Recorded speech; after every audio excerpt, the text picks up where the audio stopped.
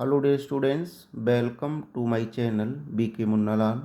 आज मैं आपको 12th English book Vistas supplementary reader की lesson eight memories of childhood part 1 the cutting of my long hair written by Zitkala Shah की summary discuss करने वाला हूँ। स्टूडेंट्स, यदि अभी तक आप मेरे चैनल पर नए हों तो चैनल को सब्सक्राइब अवश्य कर लें, जिससे आप मेरे आने वाले हर वीडियो का नोटिफिकेशन प्राप्त कर सकें। मेमोरीज ऑफ चाइल्डहुड, बचपन की यादें। ये लेसन जित कला शाह और बामा के द्वारा जॉइंटली लिखा गया है। इसके दो पार्ट हैं। पहला पार्ट है cutting of my long hair, मेरे लंबे बालों का काटा जाना। ये जित कला शाह के द्वारा लिखा गया है। तो आइए शुरू करते हैं। Summary of the lesson the cutting of my long hair. Introduction से शुरू करते हैं। किसी भी टॉपिक को समझने के लिए उसके इंट्रोडक्शन को समझना बहुत आवश्यक होता है। The chapter memories of childhood written by Zitkala Sa and Bama is divided into two parts. Lesson memories of childhood, बचपन की यादें, ये जित कला शाह और बामा के द्वारा लिखा गया है। इसे दो भागों में बांटा गया है। It contains autobiographical episodes from the lives of two women marginalised communities. इसमें दो मार्जिनलाइज्ड कहते हैं दलित, वंचित, कम्युनिटीज़ समुदाय, दलित समुदाय की दो महिलाओं के जीवन की घटनाओं का वर्णन है। The stories belong to their childhood, जो कहानी इसमें वर्णित है वह उनके बचपन से संबंधित है। इसका जो फर्स्ट पार्ट है the cutting of my long hair by Simmons Bonnin, pen name Zitkala Sa, is a chapter taken from her work American Indian stories. इस टॉपिक का पहला part cutting of my long hair, जिसे Simmons Bonnin ने लिखा है, इनका pen name Zitkala Shah है। यह उनके एक प्रसिद्ध कार्य लेख अमेरिकन इंडियन स्टोरीज, जो इनका अमेरिकन इंडियन स्टोरीज एक कलेक्शन है स्टोरीज का, उसमें से इसको लिया गया है। It describes the operation she faced at Carlisle Indian school. इसमें लेखिका के द्वारा कास्ले इंडियन स्कूल में जो उत्पीड़न सहा गया, जिस उत्पीड़न का सामना किया उसने, उसका वर्णन किया गया है। इसके जो मेन कैरेक्टर्स हैं वो निम्न प्रकार से हैं। जित कला शाह ये मुख्य पात्र हैं। She is a traditional rebellious and stubborn native American girl forced to follow the rules established by white people. Zitkala Shah एक परंपरावादी, विद्रोही और जिद्दी अमेरिकन लड़की है जो अंग्रेज़ों के द्वारा स्थापित किए गए नियमों को पालन करने के लिए विवश की जाती है, मजबूर की जाती है। दूसरा करेक्टर है Judewin. She is a girl who comes from Zitkala's village to the hostel along with जित कला।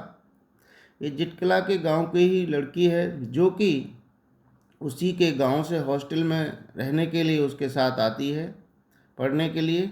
She warns Zitkala Sa that her hair are going to cut. वो उसको ये चेतावनी देती है जीत कला को कि उसके जो लंबे बाल हैं वो अब कटने वाले हैं। आइए अब शुरू करते हैं समरी को। The first day in the land of apples.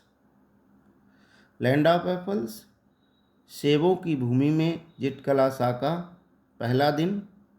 The first day in the land of apples was a bitter cold one.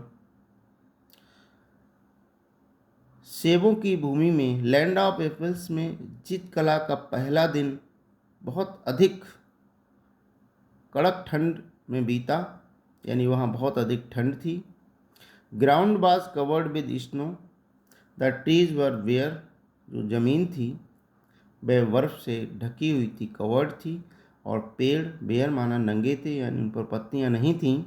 The sound of the bell and clatter shoes were annoying to the sensitive ears. घंटियों की आवाज़, घंटी की आवाज़ और जूतों की आवाज़ें जीत कला के संवेदनशील कानों को परेशान कर रहे थे। People murmured in an unknown tongue, वहाँ जो लोग थे वह अनजान भाषा में कुछ बड़बड़ा रहे थे। मर्मर्ड कहते हैं बड़बड़ाने को। The narrator's soul had lost her peace and freedom, जो सूत्रधार है इस कहानी की अर्थात जिटकला सा, उसकी आत्मा ने अपनी शांति और आज़ादी को खो दिया था। बट ऑल वाज यूजलेस, परंतु सब कुछ व्यर्थ था। Girls in shingled hair and clinging dresses, कटे हुए बालों वाली लड़कियां और चिपकी हुई जो ड्रेसेस थी, यूनिफॉर्म्स थे, उनको पहने हुए लड़कियां। ये इसका टाइटल लेकर के मैंने समरी को तैयार किया है। A pale face woman came after them, the girl were marching into the dining room. एक पीले चेहरे वाली महिला उनके पीछे आई और लड़कियां जो थीं वह डाइनिंग रूम के लिए, भोजनालय के लिए जा रही थीं। These were Indian girls in stiff shoes and closely clinging dresses. ये भारतीय लड़कियां तंग जूते और बिल्कुल चिपके हुए कपड़े पहने हुए थीं। ये जो लड़कियां थीं वो भारतीय थीं और बहुत तंग और चिपके हुए कपड़े पहने हुए थीं। क्लिंगिंग कहते हैं चिपके हुए। The boy entered through the opposite door, जो लड़के थे वह विपरीत दरवाजे से आए, दूसरी दरवाजे से आए। सी वॉज फीलिंग वेरी अनकम्फर्टेबल, वह बहुत अपने को बेचैन महसूस कर रही थी। अनकम्फर्टेबल माना आरामदायक महसूस न करना। आ स्मॉल बेल रिंग, एक छोटी सी घंटी बजी। सी पुल्ड आउट हर चेयर, उसने अपनी कुर्सी खींची।